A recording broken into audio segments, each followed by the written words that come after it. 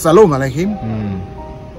Renungan singkat atau pastoral speech kali ini saya beri judul Perintah Yeshua HaMashiach yang termudah dan yang tersulit dilakukan. Saya ulangi, perintah Yeshua HaMashiach yang termudah dan tersulit dilakukan.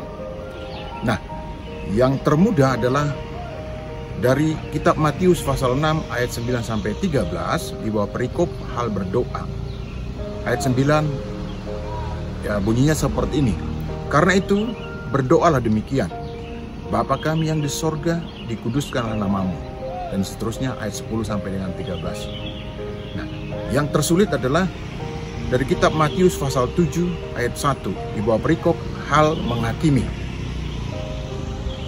Ayat 1 berbunyi, jangan kamu menghakimi supaya kamu tidak dihakimi. Nah, saudara, dikatakan termudah, meskipun termudah, tetapi dalam hal berdoa orang sering sekali lupa atau bahkan sengaja tidak berdoa, atau mungkin juga punya alasan saya tidak punya waktu.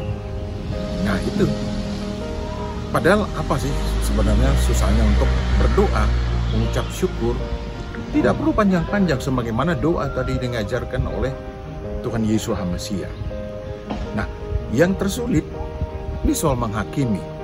Menghakimi maksudnya bukan hanya menuduh atau berprasangka terhadap orang lain, tetapi juga jika kita membandingkan diri kita dengan orang yang misalnya memberitakan firman, menyampaikan kabar baik, itu juga termasuk menghakimi.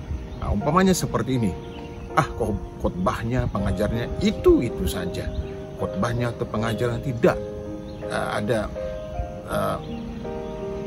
manfaatnya buat saya. Saya juga bisa berkhotbah atau mengajar seperti itu.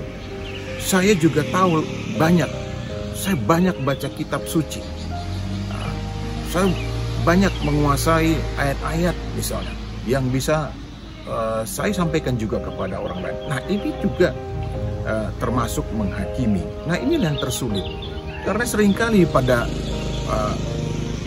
faktanya begitu ya, perpecahan di dalam komunitas, di dalam persekutuan doa, bahkan di dalam gereja ataupun juga di dalam sinode itu bermula dari soal menghakimi. Nah, juga soal saling ketidakpercayaan sebagai tambahan, sebagai bumbunya begitu ya. Jadi menghakimi ini sebenarnya inilah hal yang sulit untuk kita tidak lakukan terhadap orang lain. Nah, lalu bagaimana dong kita harus supaya punya sikap tidak menghakimi? Ya kita tinggal berdoa. Nah itu lagi kembali ke Matius pasal 6 ayat 9 ya sampai dengan 13, yaitu hal berdoa. Kita berdoa supaya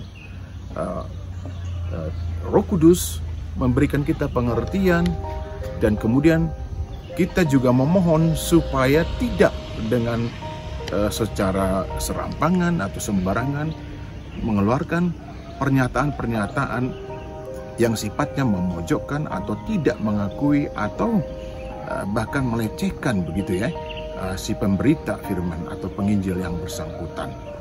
Nah, itulah Bapak Ibu Saudaraku yang perlu kita mari pahami bersama supaya dalam kehidupan kerohanian kita kita semakin diberkati.